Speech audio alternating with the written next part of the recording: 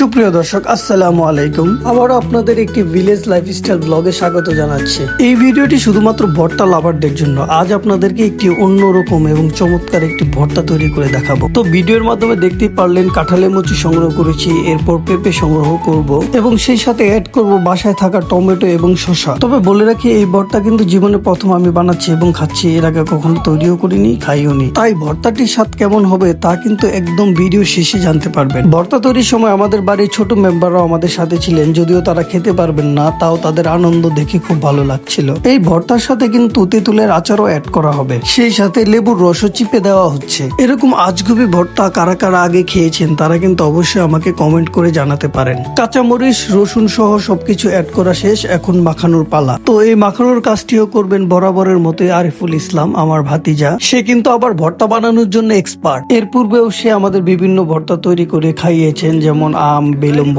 কামরাঙ্গা, পেয়ারা, বরই, জলপাই ভর্তা ইত্যাদি, যা আমার পূর্বের ভিডিওগুলোতে আপনারা দেখতে পেয়েছিলেন। তো ভর্তা বানানো শেষ, আমরা খাওয়াও শুরু করে দিয়েছি। এখনই জানতে পারবেন ভর্তার টেস্ট কেমন ছিল।